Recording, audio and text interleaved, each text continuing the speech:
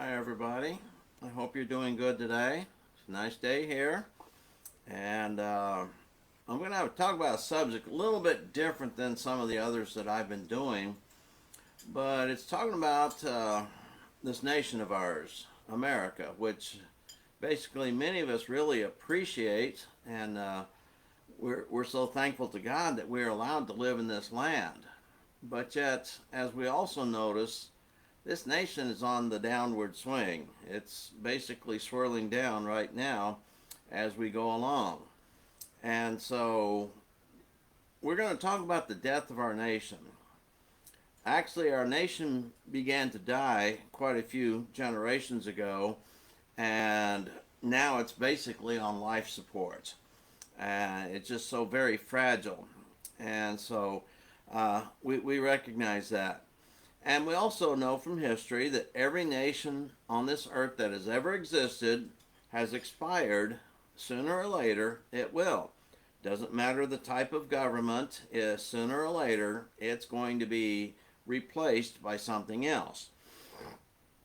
And we look at the state of our nation, and of course, I used to think that this nation is probably going to collapse and die, but I was thinking it'll be probably a long time after when I expire. But now, and then of course I used to be really frightened for my children, my grandchildren, wondering what kind of world they would live in. And now with all the events taking place now, it just seems like it's on a fast-paced scale right now. That we're getting ready to go over the waterfall, and it's not going to be pretty. And of course, the freedoms that we enjoy, especially the freedom to worship God, that's going to be taken away from the people of this nation. We see that already. People have already basically tried to build an animosity against God, and all these different groups are doing that. And so, yes, it's on the way. See, these nations expired, these nations ended because they were taken over by foreign powers, or maybe because of internal strife and changes. Just like we see today, there's people who are trying to create anarchy, in other words, to take over the government and change everything. Every day we read of all these people saying, well, we need to get rid of the Constitution, and we need to get rid of this, or we need to get rid of that. Like, get rid of the cops. We don't need cops out there. We don't need to be spending money on policemen if they're just going to be mistreating people. And while that point is made valid, we've already seen where some places have defunded the police, and all of a sudden we see crime going through the roof. We see crime being activated very much. And so America is on life support, and the plug is about to be pulled. And so what it will be after that, I don't know, but it's not going to be pretty. I know that much. See, there's many Americans who are proud of this land, many who have fought for our freedoms, and there are far too many who do not care about that. That's the world we live in.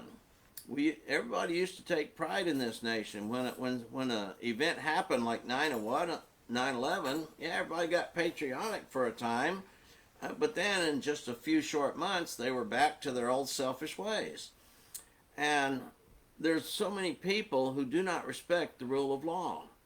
And that goes anywhere from the common people, the illegals coming into our country. The politicians even do not respect the rule of law. Just about anywhere, people, if it's to their advantage, they say, well, yeah, we need to follow the law. But if it's not to their advantage, well, just ignore it, is what they say. And so there's far too many people that disrespect the Constitution, the documents upon which this great nation was framed. All the laws that have been put in place over the generations have been put there because of the desires of the people, and when those are rejected, then it's just downhill from there. Because if you can reject some laws, then why not reject them all? And we see people actually trying to do that these days. And so there's far too many people willing to reject their commitments.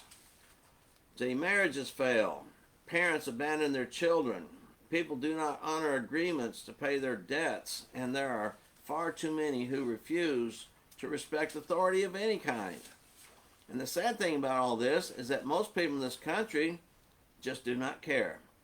I mean, they are so wrapped up in their own personal lives that nothing or no one matters to them. And it could be the nation's collapsing all around them, but until they get affected, they're not going to really care anything about it. By then, when they do start caring, it will be too late. And a lot of these people in this world today, they do not care if anyone gets hurt by their selfishness. See, they've rejected God and any doctrines of morality. They have devalued life so that children are murdered upon demand, and other children are shooting and killing kids at an alarming rate. And it's not long, of course, euthanizing those who are elderly, those who are sick and dying from various diseases. They're going to be taken out, and then it probably won't be long if someone, if people feel that this person's not a benefit to society, we'll just go ahead and kill them. I mean, it's coming. It's going to be there, and we have to know that. And so, yes, we have to have concern for our children and our grandchildren.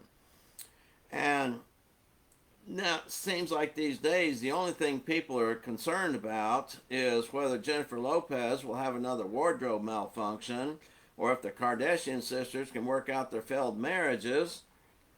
So what went wrong? Well, it started a long time ago when people thought that God did not matter anymore. And yes, we could probably narrow this back down to the early 60s, late 60s, early 70s. That's when it really started rolling along. And it was probably building up a little time before that. But people didn't think that God mattered. And so back then, when they said God does not exist or God is dead, there was a moral outcry in the nation. People didn't like to hear that. Yet the people who offered that moral outcry, they still wanted to do what they wanted to do when they wanted to do it, and they didn't care if anybody got hurt. So they turned around and rejected the teachings of the Bible and the teachings that come from God. So, you know, when one of our past presidents said that America is not a Christian nation. And of course, a lot of people were very upset about that statement. They complained about it. And let's see what kind of values America has. Well, yeah, we could talk about the good values of looking out and respecting for others. Is that happening? No.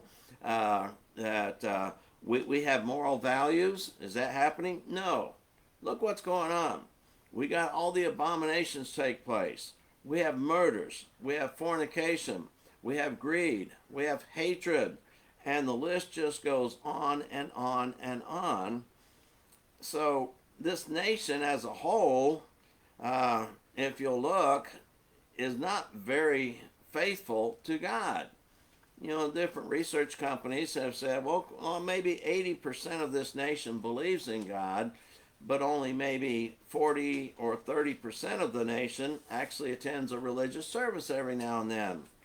And there are very few, just a very small percentage actually attend religious services faithfully all the time. So this nation is not a Christian nation. We recognize it was founded upon Christian principles that from the Bible, as most of the original writers of the Constitution in the early days, they respected God. And they knew that God was necessary to make this nation prosper. And for many generations, for 100 years, almost 200 years, yes, they called upon God to guide us. And then all of a sudden, things changed. It became unpopular to mention God. It wasn't politically correct to read from the Bible. And these things happen. Now, so why do we have these problems? Well, why do we have a drug problem in this world? Well, one reason, because there's money involved. A lot of money. You know, you can sit down and Google it, and how much money do illegal drugs bring in? It's in the billions and billions of dollars. And so that's one reason. A second reason is people don't care that it's illegal. If they want something, they're going to get it no matter what it takes. If they have to steal from others to have the money to buy it, that's what they're going to do. And so it becomes obvious society does not care about our drug problem. Otherwise, they would do something about it. What about the poor children who are being sex trafficked all around? Why is that happening? The same reason, because there's money, a lot of money involved, money in the amounts of billions of dollars. And unless someone is personally affected by it, they probably won't care. Now, if your child is kidnapped and taken away and you don't know what happened to the child, yeah, you're going to be upset and you're going to be asking people, hey, help me find my child. But yet, chances are they're already being taken and used in illicit ways. And why does this continue? Because we allow it. You know, the pain of slavery, which ended in this country many years ago, still takes place today. It's still going on in other countries. And everybody wants to cry about the slavery of 150 years ago, and they demand reparations. But then, what about the slavery that's taking place today? What do we say about it? Yes, there's money involved, and yes, people don't care. Until something actually affects them, they really don't care. They don't care what the government does. They don't care what the civil authorities do. They don't care anything until it affects them. So, whenever someone gets hurt, people expect the government to step in and fix the problem. You know, years ago, remember they had the saccharin scare. The scientists pumped in like 50 times the normal amount of saccharin into a rat, and the rat developed cancer. Oh no, we got to get saccharin off the shelves and put warnings on the bottles that it could do it. I mean, for us, that'd be like you'd have to eat like 5 pounds of saccharin every day just to get the amount that the mice were given. And so that it seems kind of crazy. They make this pretension, well, we want to save lives. And so let's take away all the guns because we want to save lives. And of course, a few hundred die at the hand of a gun just every year. But literally thousands die each year because of drunk drivers on the roads. What are we doing about that? Well, some drunk drivers basically are arrested and put in jail, and they might have to pay a hefty fine. But really, the way things go, a lot of times someone who's guilty of drunk driving, they've been guilty of drunk driving many times before. Sometimes 2, 3, 4, 5. I read in Reader's Digest one time, one person 57 times. Being caught for drunk driving, and he was still free to go about and do his life and put people in danger. And many people have died as a result of drunk drivers after the second time they were involved in an accident. Why does this happen? Okay, one, because of the money, and two, like I said, because people do not care. And then, of course, we talk about corruption. Well, it's always the other party who is in corruption. If you're a fan of one party or the other, it's the other party's full of corruption. And this corruption goes to all levels of government, even though there's laws all over the place saying you can't take bribes, you can't buy votes, you can't do this or that. I mean, over 100 years ago, Grover Cleveland, president, stated that corruption would exist only if the people tolerated it. And here's the deal, they do tolerate it. And some find out that if they're going to exist, you know, a lot of business owners, they have inspectors come around to check their things. And they soon learn that in order to get a favorable report, they've got to grease the palm a little bit. And this is pretty much has become standard practice in so many places. And people take the insider trading. They know ahead of time when something's going to happen, and it gives them the opportunity to make some investments and profit off that. That is illegal, but yet it happens all the time. And so we wonder why our politicians spend millions upon billions of dollars trying to get elected to a position that only pays maybe $80,000 to $120,000 a year. They spend all that money. Why? Because of the power involved in it. Just about every politician these days, they may go in broke, but by the time they get out, they're multimillionaires. And the job doesn't pay that much. So that happens. And of course, we talk about those people who come in illegally. And there's laws on the books saying they shouldn't do it. So these people are breaking the law. But then government turns around and says, well, let them stay. And let's give them the right to vote so they'll vote for me. And that's what it is. It comes down to money and the greed that goes along with it. It comes down to money because people can hire cheap labor. And they don't have to pay minimum wage for getting some jobs done. So yes, they do it that way. And then, of course, these people looking for a better life. And so it continues. And it all comes down to money and the greed. If millions of people can benefit by breaking the law, what will the rest of America do? I mean, actually, everybody's looking to find something that benefits them. And if breaking the law can do that, well, why not? They're allowed to do it. Why can't I be allowed to do it? If the law says 40 miles per hour speed limit, well, somebody else, you see somebody else doing 80, why not? Why can't I do that? And then when the police stop you and give you a ticket, you get all outraged about it. All right. So what is the Christian to do? This is the important part of the lesson. What is the Christian to do? We have responsibilities to obey the laws of the land. We as Christians have a responsibility to try and change things. See, it's time to stop this doing nothing, and we must do something. Sometimes that's just as simple as speaking up about it. You're all on a computer right now watching this. You have the ability to send a message to other people. You have an ability to send an email to people and tell them about God. Mention God in your email. And if you don't, you're probably afraid somebody will make fun of you if you mention God. Well, this is going to happen. This nation can be saved by people turning back to God and serving Him. And really, that's the only solution. God gives us the solution for all of our problems in His Bible. And so when we look at the Bible, we see how the nation of Israel acted, and it is far too scary to see America in the same situation. Just read Isaiah and what the people are accused of doing and compare that with what the people in our nation are doing. I mean, the similarities are astonishing.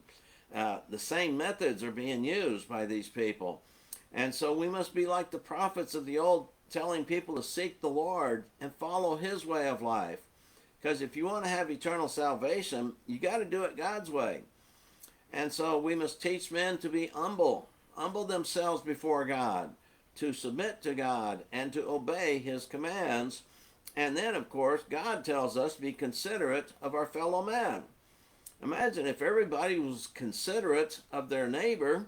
I mean, how many robberies would take place? No, they wouldn't be taking place at all. There wouldn't be the killing taking place that's going on. And so, yes, people have to be considerate of their fellow man. And we're going to be able to help fix this problem when we work on it one soul at a time. We make sure we ourselves are faithful, and we encourage others to be faithful to God. For in the end, it is God in whom our allegiance needs to abide. Psalm 118:8, the central verse of the Bible, and carries a very central theme. It is better to trust in God than in man. So it's getting to the point that all we can do is to put our trust in God and pray that He will see to our welfare. And let's hope so, because if things keep going the way they are, the way people are talking, basically going to church is going to be an illegal activity, and chances are one of these days you go to church, you may get executed in that church. And that's the way of the world. That's what is happening. So it's getting to the point that all we can do, we got to put our trust in God. And things will not change until we change. We have to start showing concern. We have to talk about this. We've got to talk about the sin of abortion and how horrible it is. We've got to change people's minds about abortion. We've got to the marriage that God appointed, man, woman, for life. That's got to be spoken up, and we've got to talk about that.